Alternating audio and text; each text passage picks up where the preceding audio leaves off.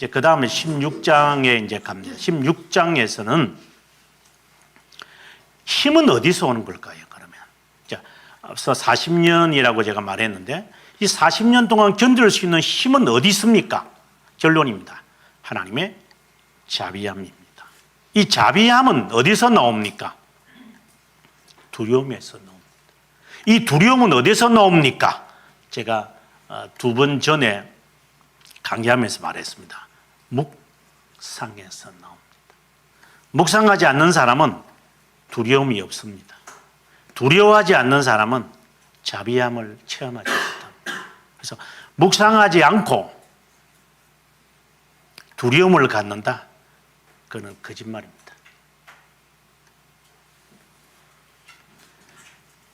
무상으로 죄를 용서받았지만 그리스도는 값비싼 대가를 지불해야만 했습니다.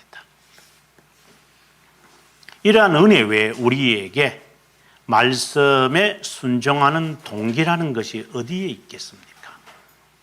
그리스도의 공로, 그리스도의 구속 이외에 우리가 거룩하게 살아야 되겠다, 영적 전투를 해야 되겠다 하는 힘을 어디서 받을 수 있겠습니까? 여기에서 찾아내셔야 됩니다. 이 말이 이제 하나의 결론이죠. 한번 읽어보겠습니다. 행위가 칭의와 무관하고 행위의 공로로 구원을 얻을 수 없다면 선행을 폐지시킬 수 있다고 합니다. 무상적 칭의는 의로 가는 길을 너무 쉽게 만든다고 합니다. 하지만 믿음의 방향은 그리스도로부터 모든 충만한 힘을 공급받습니다. 이신칭의라고 말하는 이유는 믿음으로 그리스도의 의를 붙잡을 수 있고 그 의로서만 하나님과 화해할 수 있기 때문입니다.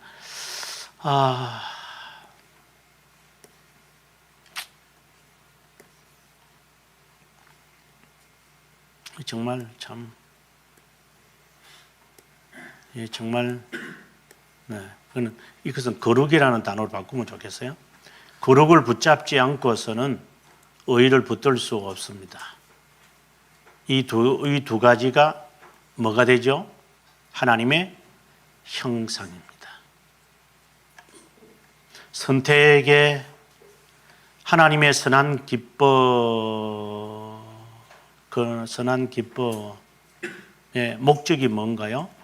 하나님의 형상을 우리에게 회복시키는 것에 있습니다. 중생의 목적이 무엇인가요? 거룩을 회복시키는 겁니다. 거룩한 삶을 살라는 겁니다. 다시 말하면 하나님의 형상이 우리의 삶에 이루어지는 겁니다. 그 말을 지금 여기서 하고 있는 겁니다. 그러므로 그리스도는 누구도 거룩하게 하지 않고는 어렵게 여기지 않습니다. 어떤 지금은 강도사, 이미 지금 강도사겠네요. 강도사가 교수님, 이 거룩과 의가 하나님의 형상이라는 것은 알겠는데 10계명, 1계명에서 4, 5계명에서 10계명이 10번째 계명이 이것은 거룩과 관련이 있고 이것은 의와 관련이 있다는 것을 어디서 교수님이 찾아냈습니까? 그래서 내가 만들어냈나? 알죠. 교수님 만드시지 않는 분. 그래, 나는 피조물이지, 나는 창조자가 아니니까 어디서 만들어냈는지 가르쳐 줬어요. 했는데 지금까지 7개월 지났는데 안 가르쳐 줬어요.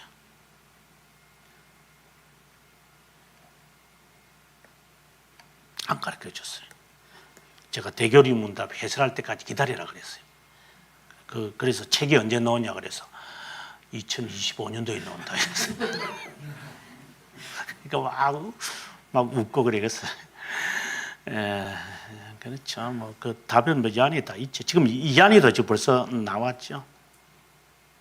이런 복은 영속적이고 불가분적으로 연합되어 있습니다.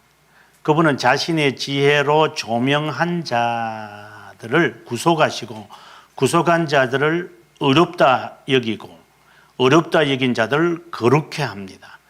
칭의와 성화가 서로 구별되지만 그리스도 안에서는 분리되지 않는다.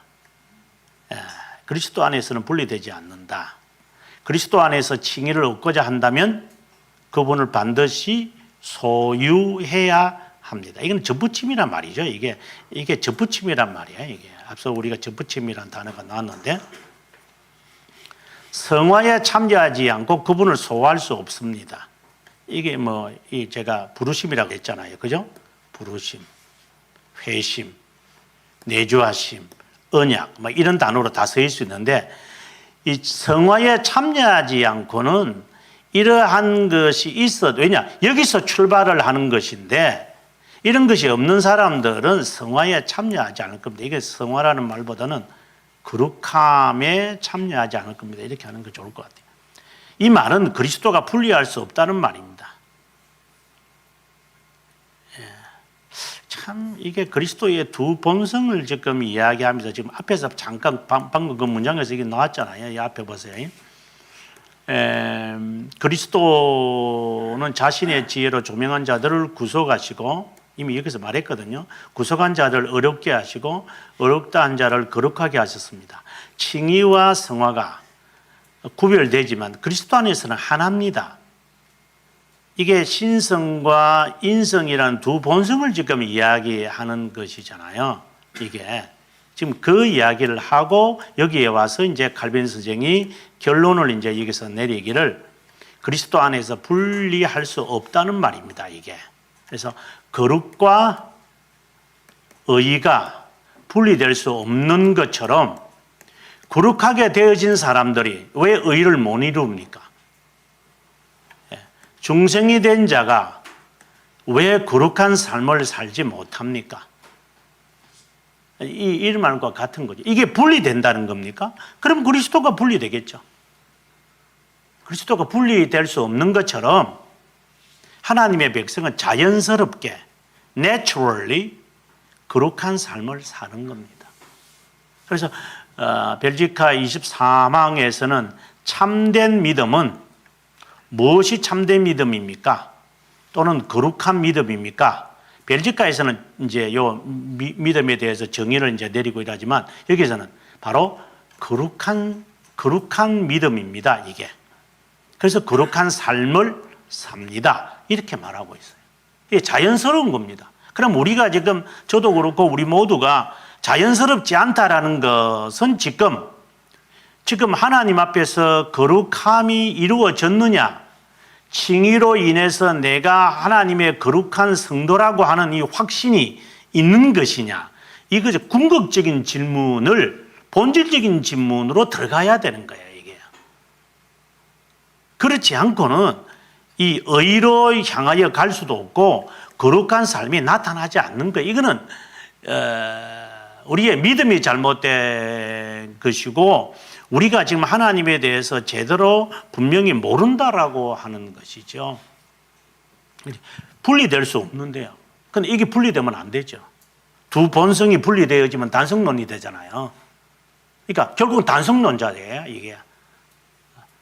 단성론 논쟁 가서 제가 설명을 하겠지만 삶과 믿음과 삶이 칭의와 성화가 분리된 삶을 살고 있다 이 말입니다.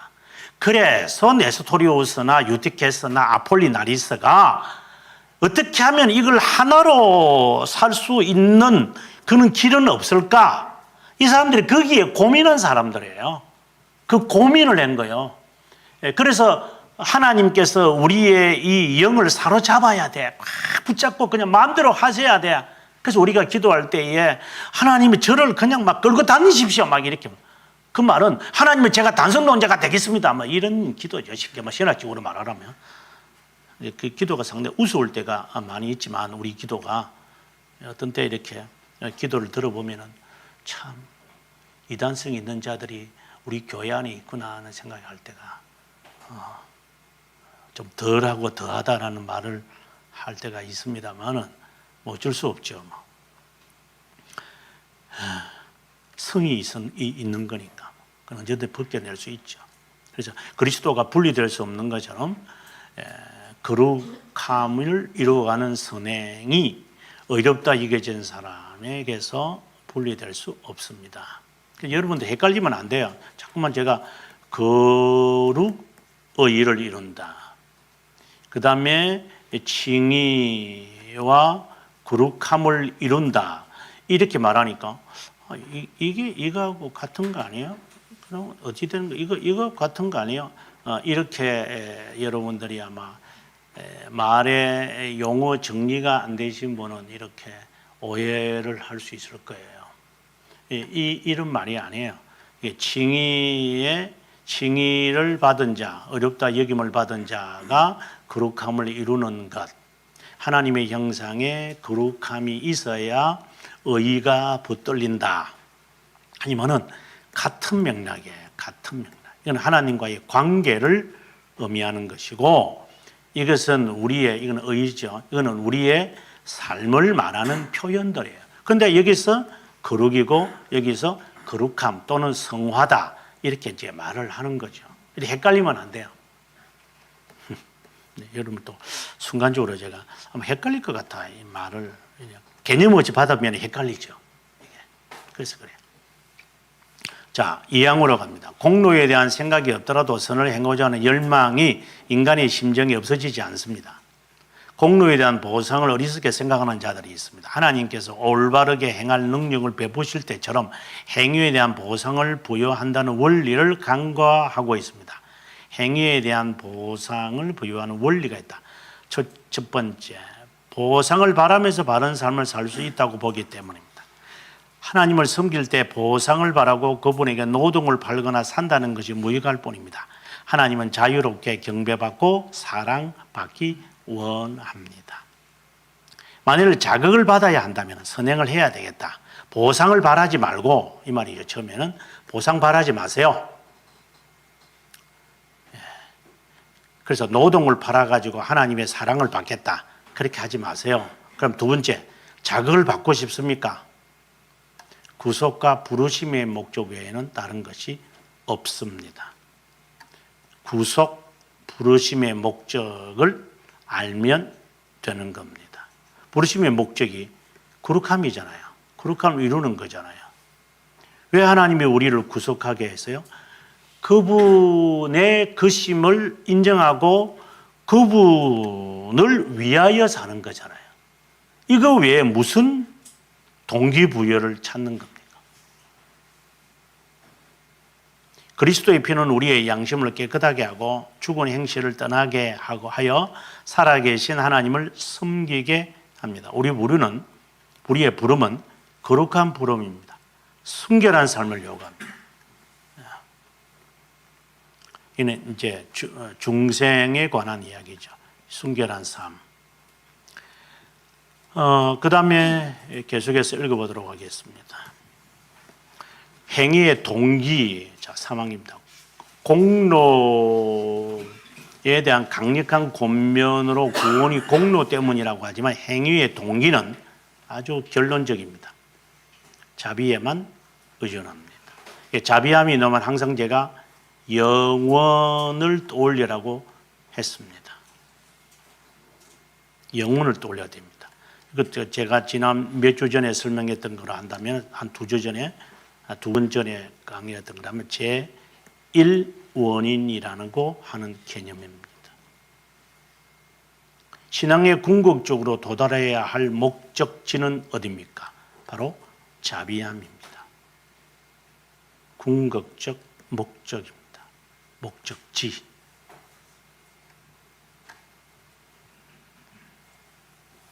이 자비함을 깨닫기 위해서 이 자비함을 깨달으려면 어디서 시작하는 겁니까?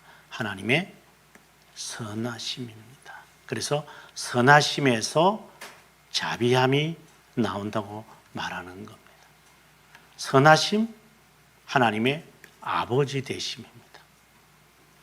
그때 하나님의 사랑을 깨닫습니다. 하나님을 신뢰하는 겁니다. 하나님을 신뢰하라. 그때 그만큼 자비함을 압니다. 그 전에는 모릅니다. 그리스도의 의 안에 생명의 소망만 가질 수 있음을 사도 바울 전체에서 읽을 수 있고 권면하게 될 때 그분이 황공하게도 우리에게 주신 하나님의 자비함을 분명하게 볼 수 있습니다.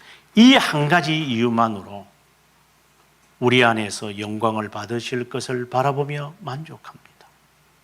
하나님의 영광을 정진시키고자 강렬한 열망이 없더라도 은총에 대한 기억은 선을 행하는 데 가장 적합합니다. 공로에 대한 개념을 소개함으로 율법의 강력하고 굴곡적인 순종을 끄집어낼 것이라고 주장하는 자들은, 그러니까 보상 이야기하면서 막 하는 사람들이 있잖아요. 뭐 이렇게 신앙생활 하니까 하나님이 이렇게 복 주잖아요. 여러분, 이렇게 굴욕적인 순종을 짜내는 사람들, 금반지 10돈 줄 테니까 우리 전도방 됩시다. 그렇게 굴욕적인 순종을 끄집어내는 사람들, 달란트 시장을 해서 아이들로 하여금 흑심을 품게 만드는 교회들, 선행을 권면하는 수단이 우리에게 없다고 하는데 거짓말입니다. 하나님은 기쁘게 드리는 자를 사랑하고 인색함이나 억지로 하는 것을 금지합니다. 어렵다 여겨지는 것은 칭의를 말하죠. 행위의 공로에 의해서가 아니다. 그래서 이신이라는 단어가 들어가죠. 그리스도의 공로를 믿음으로 붙잡기 때문에 가능한 것입니다. 하나님을 올바로 영화롭게 하는 것은 그분의 자비함을 신뢰하는 것일 뿐만 아니라 경외하는 겁니다. 이 경외는 곧 죄들의 용서와 사면의 기반입니다. 가장 하찮은 비방은 칭의가 구성하는 사면이 무상이라고 화근할 때 인간으로 하여금 죄를 범하게 한다는 겁니다. 여기서 무상은 free라고 하는 거잖아요. 존 웨슬리가 이 free grace라고 하는 것을 1739년 이런 것을 그가 이제 메도디스트, 지금의 메도디스트죠. 메도디스트를 이제 만들게 되죠. 그러니까 무상의 은혜가 사람을 하여금 게으르게 만든다는 거예요. 이거 없어야 된다는 거예요, 이게. 이게 자비함이라는 말인데, 우리의 교리는 칭의가 무상이고 어떤 기중한 것과도 비교할 수 없다는 뜻입니다. 우리에겐 무상이지만 그리스도는 값비싼 대가를 지불한 것을 잊지 말아야 합니다. 죄를 범할 때마다 가장 신성한 핏뿌림이 반복되지 않는 것은 우리의 공로와 아무런 상관이 없다는 것을 기억하십시오. 더욱이 우리 오염이 너무나 심각해서 그분의 순전한 피가 기반되지 않으면 결코 씻어낼 수 없는 것입니다. 이건 다 상징적인 지금 이야기예요. 실제로 이건 상징적인 이야기예요. 피가 두루마리를 깨끗하게 해서 쉬게 되는 그러한 지금 이야기죠. 이 말들은 지금 신성한 핏뿌리, 순전한 피, 보혈이죠. 씻을 수 없다. 이런 단어들은 바로 그리스도의 구속이라고 하는 이 값비싼 대가라고 말한 이 말을 지금 하려고 하는. 이거 외에 우리가 거룩하게 살아야 한다는 동기부여가 어디에서 찾아낼 겁니까? 우리가 그리스도의 구속의 사역을 우리가 자꾸 강조하는 이유가 어디 있습니까? 거룩한 삶을 살라라고 하는 것 아닙니까? 그거 외에 어디에 있습니까? 사순절을 하면서 좀 배가 좀 썰여서 지금 터키에서는 라바단인가 지금 라마단 지금 하고 있는데 8시까지인가 9시까지 그들이 금식하다가 9시 되면은 9시는 딱 시간 지나면 음식점에 가가지고 처음에 줄 쫙 서가지고 음식 먹는다고 실컷 밤에 이렇게 먹고 난 다음에 또 아침부터 또 금식해야 되니까 그것도 금식이라고 하는 것처럼 교회가 그따위 식으로 금식해서 되겠어요?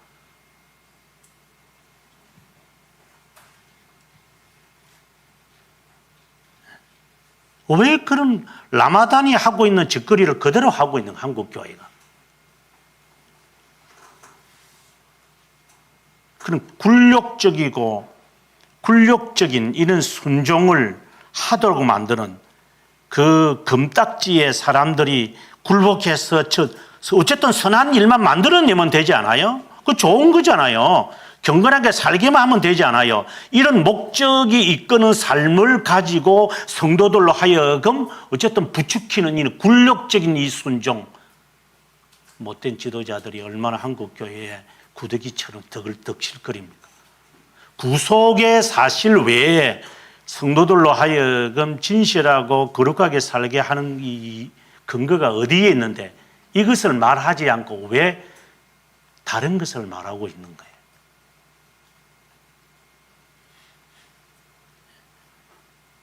하나님을 존경한다면 청결된 후에 수렁에서 다시금 뒹굴 것이라고 생각하고 이 기반을 오염시킬 수 없을 겁니다. 배설물과 같은 보잘것없는 보석으로, 이 보석은 만족이란 단어잖아요.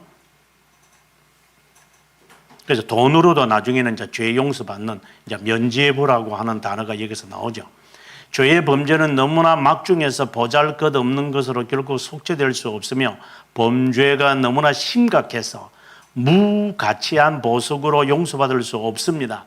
용서는 오직 그리스도의 보혈로 이루어지는 특권입니다. 그래서 칼빈 선생은 보혈을 자꾸만 이렇게 강조하는 이유가 뭡니까 하면 그리스도에게 구속 사역의 대명사다, 이게. 그 말을 칼빈이 이제 이야기하죠. 앞에 문장. 그럼에도 불구하고 그들은 결점이 있을 때마다 의인은 갱생되고 보속의 행위로 고쳐진다는 겁니다.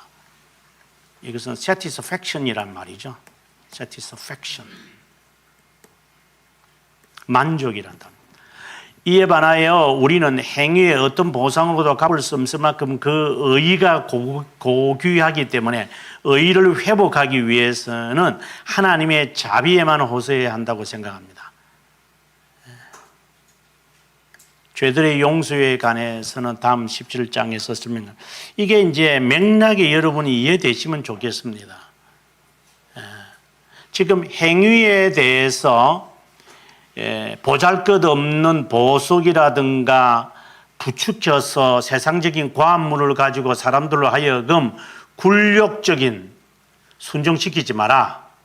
그리스도의 구속과 그리스도의 그 피 흘림 아니면 무슨 동기부여가 있겠느냐? 선행의 힘은 이거 외에는 없다. 그것이 바로 하나님의 자비함을 깨닫게 하는 거다.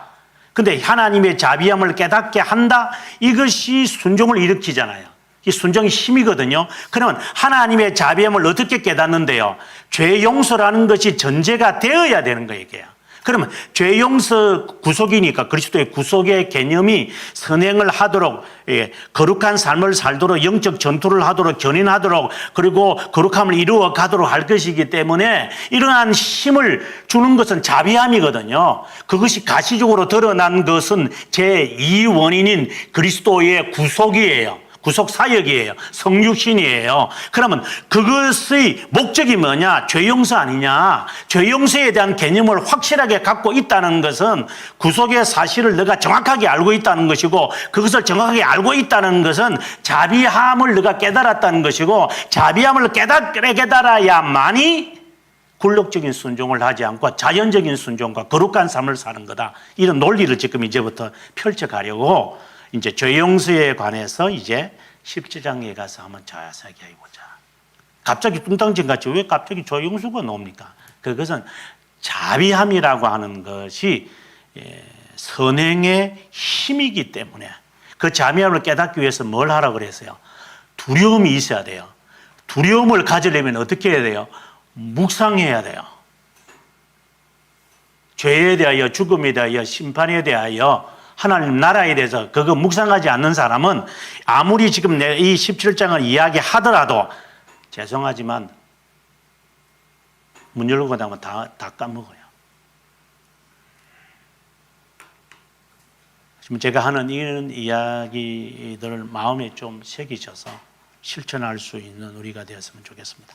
우리 다음 시간에 17장 설명을 하도록 하겠습니다.